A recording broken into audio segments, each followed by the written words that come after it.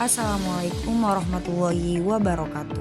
Perkenalkan, nama saya Dini dari Kota Serang sebagai mahasiswa Akidah dan Filsafat Islam UIN SMH Banten. Dan hobi saya berkarya dan berkreasi. Mohon izin kepada dosen mata kuliah Bapak Ivan Ahmad Gufron untuk menayangkan video tugas ini. Terdapat pertanyaan berikut. Maka jawabannya, optimisme terhadap agama masih ada. Meskipun agama sering dianggap sebagai sumber bencana dan peperangan, tapi masih banyak sekali orang yang masih percaya bahwa agama dapat membawa kebaikan dan perdamaian. Contoh fenomena yang terjadi dan sudah terjadi yaitu gerakan keagamaan yang mempromosikan perdamaian, seperti gerakan perdamaian Islam atau Persi, kerjasama yang mempengaruhi agama dalam pembangunan masyarakat. Dan realitas yang terjadi yaitu agama dapat digunakan sebagai alat politik. Dan interpretasi agama yang berbeda dapat menyebabkan konflik, serta pengaruh budaya dan sejarah dapat mempengaruhi cara orang memahami agama tersebut. Dan optimisme terhadap agama sendiri dapat membawa perbaikan atau perdamaian yang terjadi. Agama memainkan peran penting dalam membentuk nilai-nilai moral dan etika. Dan juga agama dapat mengubah hidup orang, pola pikir, pola pembaruan, dan lain sebagainya. Jika ada pertanyaan yang menyatakan bahwa apa sih sebenarnya filsafat Islam itu? Filsafat Islam adalah pemikiran yang bersumber dari ajaran Islam yang kemudian dikaji secara logis dan sistematis.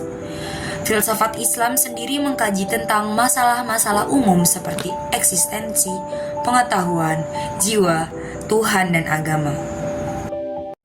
Terdapat pertanyaan mengenai apa itu filsafat agama. Berikut beberapa referensi yang saya gunakan untuk menjawab pertanyaan tersebut.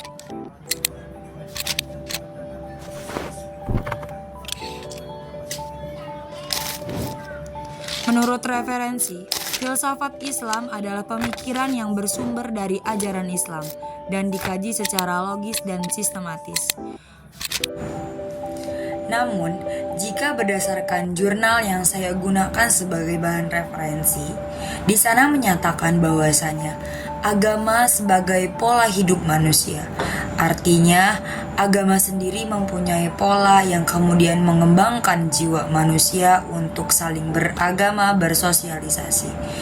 Kemudian, agama juga sebagai kumpulan atau cara-cara mengabdi kepada Tuhan. Sifat agama di sini yang pertama yaitu mengikat manusia dengan hukum-hukum dan aturan-aturan yang kemudian memberikan struktur dan keteraturan dalam hidup manusia. Terdapat pertanyaan baru tentang bagaimana konsep Allah dalam ajaran agama Islam. Sebenarnya konsep Allah telah ada sejak masyarakat Arab pra-Islam dengan 3 kasus. Konsep pagan tentang Allah yang dikemukakan oleh orang Arab murni, kemudian penggunaan kata Allah oleh orang Yahudi dan Kristen pra-Islam, kemudian pengaruh konsep Tuhan Injil pada orang Arab.